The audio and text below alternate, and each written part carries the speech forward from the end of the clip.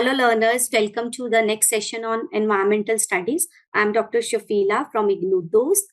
Environmental studies is an elective paper for those who are taking admission in UG program in IGNOU, and the exam pattern for this subject would be multiple choice questions, objective. The short video lectures that we will be uploading on our YouTube channel of IGNOU DOST will help in cracking those questions, those MCQs. So to get the daily updates, please subscribe our channel and click on the notification button. So let's start with the next session, session 4 of environmental studies. So first question is, which layer of atmosphere contains the ozone responsible for the absorption of UV light? Okay. देखो सबसे पहले हम discuss करते हैं कि हमारा जो atmosphere है, it has layers. Atmosphere is divided into layers. I am telling you one MCQ over here. आप इसको नोट कर लो कि एटमॉस्फेयर जो है डिवाइड तो है लेयर्स में, बट किसके अकॉर्डिंगली, कैसे डिवाइड करा है एटमॉस्फेयर में जो लेयर्स, क्या नंबर ऑफ गैसेस के अकॉर्डिंगली करा है, या फिर अगर किसी लेयर में ऑक्सीजन है तो उसका कोई नाम रख दिया, या किसी लेयर में क्लोरीन है तो उसका कोई नाम रख दिया, किसके accordingly? So according to temperature.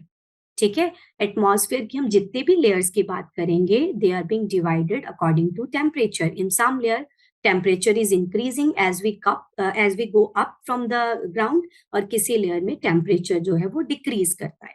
और ये सेम नहीं है थ्रू आउट. ऐसा नहीं है कि जैसे जैसे मैं ऊपर जाती हूँ टेम्परेचर इंक्रीज होता है, या मैं ऊपर जाती हूँ टेम्परेचर डिक्रीज होता है. सेम नहीं है. ठीक है, this we will discuss in some other video.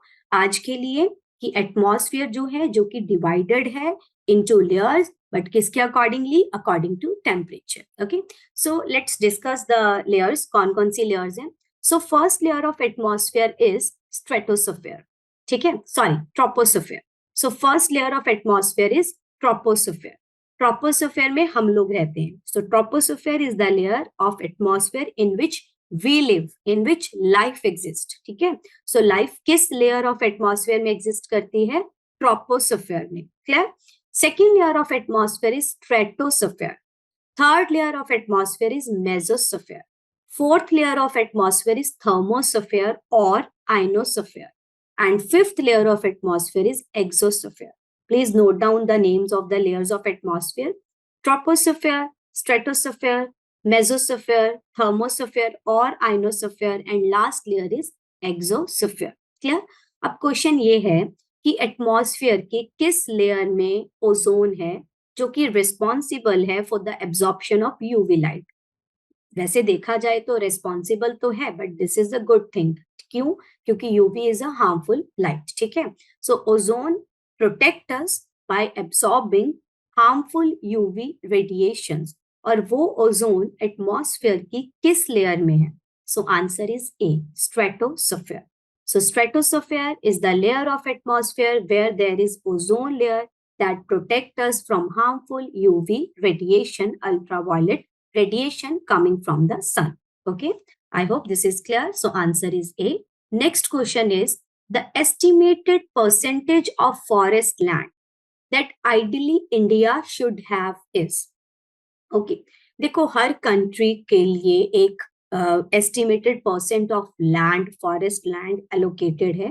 That depends upon the geographical location of that country.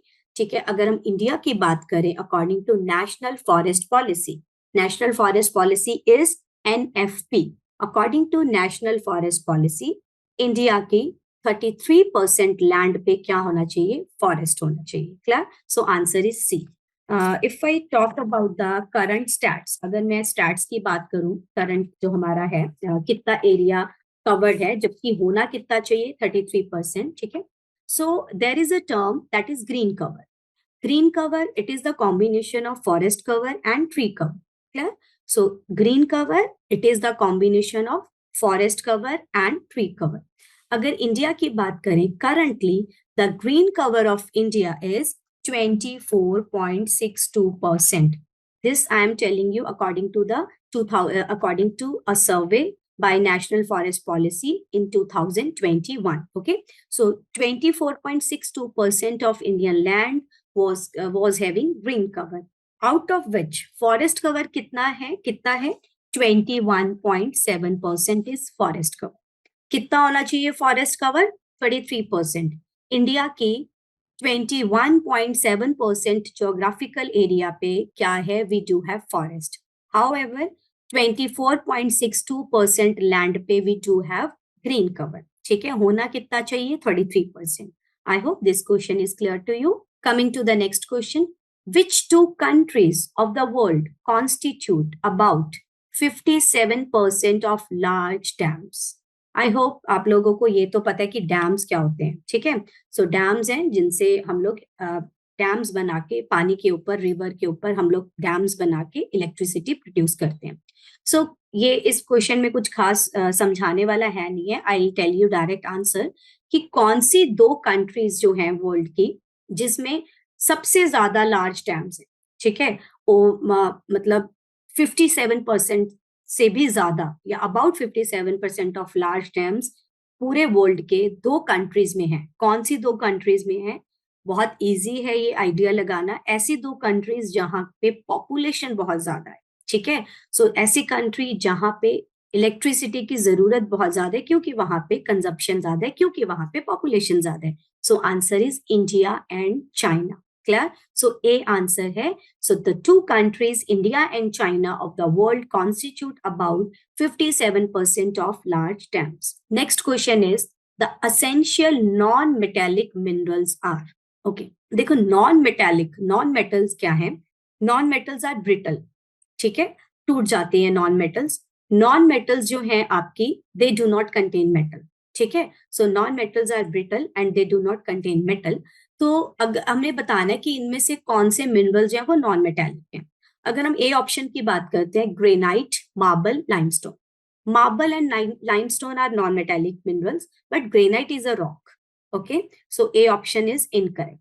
Gold, silver, platinum, these are not non metallic. ठीक है, अच्छा, नॉन मेटालिक का एक और प्रॉपर्टी है, they do not conduct electricity. Okay, they are poor conductor of electricity. So gold, silver, platinum, they are not, they are metallic. Iron, aluminium, zinc, copper, again metallic. Coal, clay, cement, silica, all are non-metallic. Clear? So granite, marble, limestone, it could be an option, but granite is a rock. Marble and limestone, they comes under non-metallic mineral only. So B and C are completely no because they are metallic. So answer is D, coal, clay, cement, silica. ये easily टूट जाते हैं, these are brittle, they are poor source of electricity, so these are non-metallic minerals. I hope this is clear again to you. Next question is, integrated crop management is defined as a process to ICM. Integrated crop management is ICM. Okay, so it is defined as a process to. ये क्या है? ये कौन सा process है? इस integrated crop management होता क्या है? ठीक है, अच्छा, अगर मैं आपको और ये बताऊं कि पहले हम बात करते हैं कि आईसीएम होता क्या है। ठीक है, सो आईसीएम क्या करता है? ये आपके नेचुरल रिसोर्सेज को कंजर्व भी करता है और उनको एनहांस भी करता है। ठीक है, सो आईसीएम का जो रोल है, इंटीग्रेटेड क्रॉप मैनेजमेंट का रोल है to conserve and to enhance the natural resources. Okay, और ये कैसे फूड, इसमें आईसीएम में इंटीग्रेटेड क्रॉप मैनेजमेंट में हम लोग फूड कैसे प्रोड्यूस करते हैं?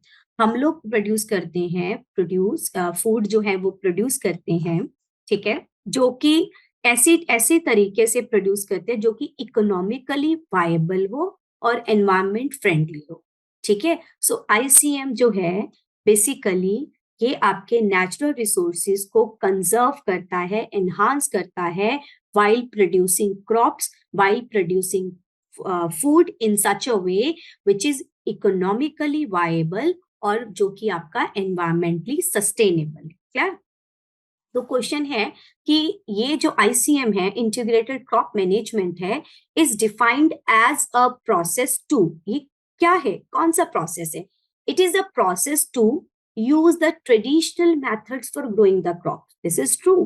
पुराने तरीके जो थे, आपके ट्रेडिशनल मेथड्स जो थे, ठीक है, they were far better than the current, जो आपके करंट टेक्नोलॉजी है उनसे बेटर थे, क्योंकि जो ट्रेडिशनल मेथड्स थे क्रॉप ग्रो करने के, they were comparatively environment friendly, using alternatives to inorganic fertilizer and pesticides. So inorganic fertilizers जो आपके हैं उनकी जगह पे बायो फर्टिलाइजर यूज करो, पेस्टिसाइड्स की जगह पे ऑर्गेनिक पेस्टिसाइड्स है तो इनऑर्गेनिक है तो ऑर्गेनिक यूज करो।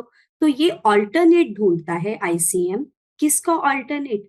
इनऑर्गेनिक फर्टिलाइजर एंड पेस्टिसाइड का। That could be bio fertiliser, bio pesticides और ऑर्गेनिक फर्टिलाइजर और ऑर्गेनिक पेस्टिसाइड्स। ठीक है, so it is a combination of ICM, I would say it is a combination of the use of traditional methods of growing the crops and alternate to inorganic fertilizer and pesticide. So answer is both A and B.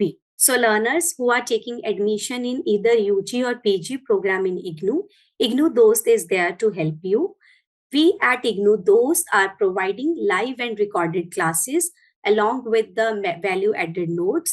We are helping the learners with their exam through Exampedia. The complete support from the mentor, professional mentor will be there in completing and submitting their assignments. Mentor will be helping in their career development also. And along with the career development, we also will be helping for skilling the personal and social development. So we believe sirf naam ki nahi kaam ki degree. And if you want to connect us, please call or WhatsApp on the number given below. That is 759493927. You can also visit our website. Thank you. See you in the next session.